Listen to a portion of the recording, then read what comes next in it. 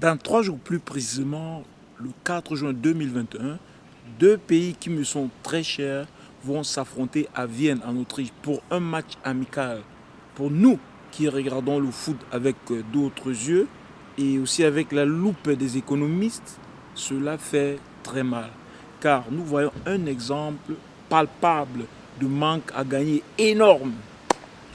De l'agence de voyage en passant par les hôtels, les virgiles, les restaurants, même les agriculteurs locaux auraient pu bénéficier d'un événement pareil pour lutter contre la misère et la pauvreté. Car nous ne cesserons pas de le répéter, la pauvreté est aussi mentale.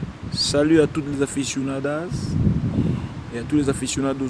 Bienvenue à mon 28e tuto sur le foot. Je m'appelle François Chukwemeka, je suis un aficionado du foot, du business et du bien-être. Comme promis la première fois, nous faisons une petite trêve tactique et technique pour parler du business parallèle au foot ou parallèlement au foot, qui constitue ici en Allemagne une branche économique énorme. La preuve, l'Allemagne fut le seul pays qui avait continué avec son championnat professionnel, avec un concept médical strict. Tout cela pour ne pas étrangler les clubs qui ne devaient pas se permettre de faire une pause, car c'était le destin de plusieurs familles qui s'y trouvaient ou bien qui étaient rattachées. Il fallait faire tourner l'économie. Mon tuto aujourd'hui n'est pas seulement une description misérable de l'actuelle situation, mais un appel à l'actuelle et à la prochaine génération des fonctionnaires du foot. Si les soi-disant géants d'Afrique viennent organiser un match amical en Autriche, cela voudrait dire que nous avons un très grand écart dans la gestion et l'organisation des choses comme ça se fait aujourd'hui pour des choses élémentaires, puisque l'organisation d'un match amical n'est pas comparable à l'organisation d'un voyage sur la Lune ou bien sur Mars.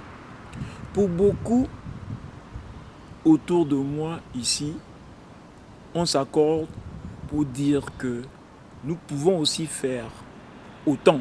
Cela voudrait dire que notre système d'éducation possède aujourd'hui ce qu'on appelle ici construction faite, c'est-à-dire une faute de construction. Et croyez-moi, cela a des conséquences fatales.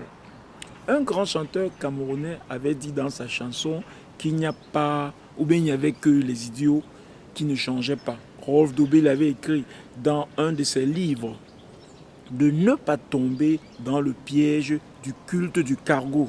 C'est lorsqu'on essaie d'imiter les autres avec les maquettes, sans savoir la vraie histoire derrière certaines décisions ou bien derrière certaines actions. J'aurai certaines personnes qui vont dire autour de moi, mais coach, même l'Allemagne a choisi l'Autriche comme son quartier de préparation. Non. Ce qu'ils ne savent pas, c'est que l'on peut booster les cellules musculaires avec l'air des montagnes. Le Cameroun et le Nigeria pourraient en faire de même. À côté du mont Cameroun, à côté de Boyaoubé, à côté de Limbe. Et y aller 3 semaines avant les compétitions. Le métabolisme musculaire change et l'organisme est boosté d'une manière naturelle. Je sais de quoi je vous parle. Car je l'ai vécu moi-même. Quand mon fils avait 3 ans, j'étais obligé de l'accompagner au Kindergarten. C'est le jardin d'enfants des skieurs, comme la tradition le veut ici au sud de l'Allemagne. 3 années consécutives en Autriche, à côté de Zillian. 3 années consécutives d'apprentissage de ski.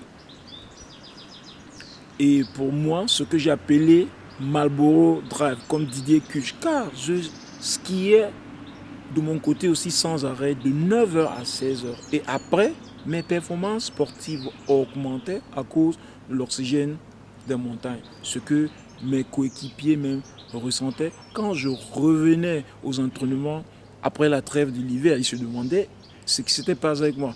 Le prof d'allemand nous avait expliqué un proverbe qui me suit depuis longtemps.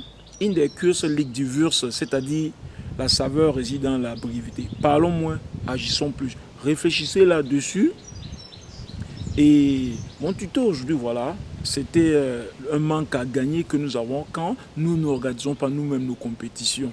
C'est un très grand manque à gagner et une répercussion néfaste pour la prochaine génération. Car les autres diront, pourquoi faire confiance à leurs enfants quand leurs élites n'ont fait aucune preuve. Et cela nous suit ici dans la diaspora quand il s'agit de donner les grandes responsabilités à certains parmi nous.